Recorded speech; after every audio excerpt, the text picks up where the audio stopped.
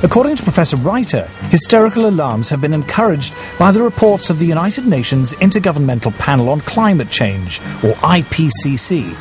On the spread of malaria, the IPCC warns us that mosquito species that transmit malaria do not usually survive where the mean winter temperature drops below 16 to 18 degrees Celsius. According to Professor Reiter, this is clearly untrue. I was horrified to read the second and the third assessment reports because there was so much misinformation without any kind of recourse, or virtually without mention of the scientific literature, the truly scientific literature, the literature by specialists in those fields. In a letter to the Wall Street Journal, Professor Frederick Seitz, former president of America's National Academy of Sciences, revealed that IPCC officials had censored the comments of scientists. He said that this report is not the version that was approved by the contributing scientists. At least 15 key sections of the science chapter had been deleted. These included statements like, none of the studies cited has shown clear evidence that we can attribute climate changes to increases in greenhouse gases. No study to date has positively attributed all or part of the observed climate changes to man-made causes. Professor Seitz concluded, I have never witnessed a more disturbing corruption of the peer review process than the events that led to this IPCC report. In its reply, the IPCC did not deny making these deletions, but it said there was no dishonesty or bias in the report and that uncertainties about the cause of global warming had been included. The changes had been made, it said, in response to comments from governments, individual scientists and non-governmental organizations. When I resigned from the IPCC, I thought that was the end of it. But when I saw the final draft, my name was still there, so I asked for it to be removed. Well, they told me that I had contributed, so it would remain there. So I said, no, I haven't contributed because they haven't listened to anything I've said.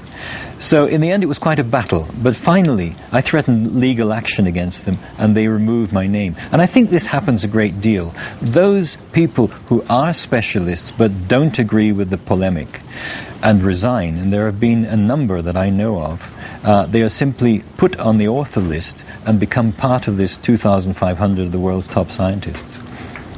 Research relating to man-made global warming is now one of the best-funded areas of science. The US government alone spends more than $4 billion a year.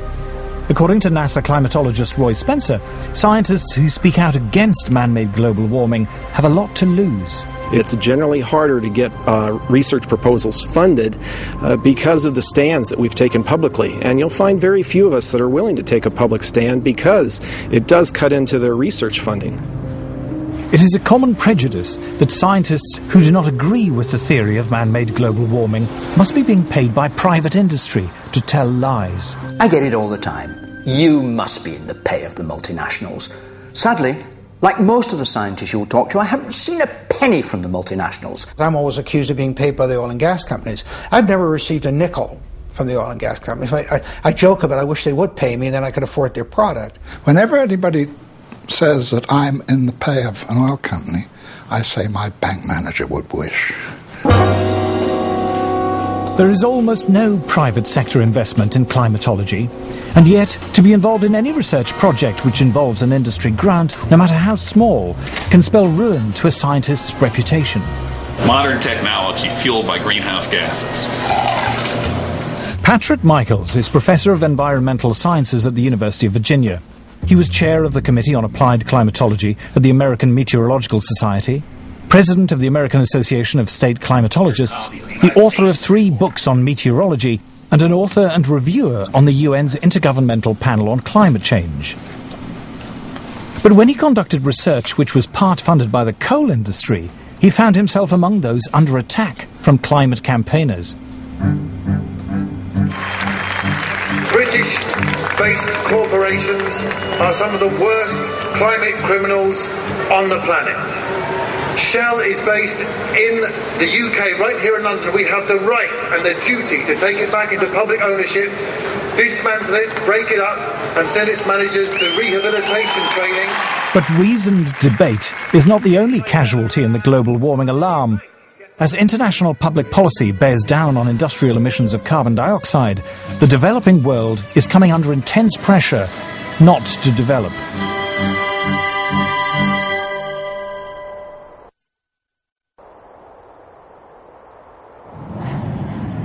I'm no expert on climate change, I'm no scientist, and what I'm going to say next is a great big turn-off. It's just that. Turning off anything you don't need, you're not using. It's easier than you think to make a difference. Delegates from around the world are flying into Nairobi for a conference sponsored by the UN to talk about global warming. Civil servants, professional NGO campaigners, carbon offset fund managers, environmental journalists and others will discuss every aspect of man-made climate change, from how to promote solar panels in Africa to the relationship between global warming and sexism. The conference lasts 10 days. The number of delegates exceeds 6,000. The billions of dollars invested in climate science means there is a huge constituency of people dependent upon those dollars. And they will want to see that carry forward. It happens in any bureaucracy. Where I live, we have a local council global warming officer. There's a huge tail out there of people who have, in one way or another, been recruited to join this particular bandwagon. Anybody who stands up and says, hey, wait a minute, let's look at this coolly and rationally and carefully and see actually how much merit, how much this stands up, they will be ostracized.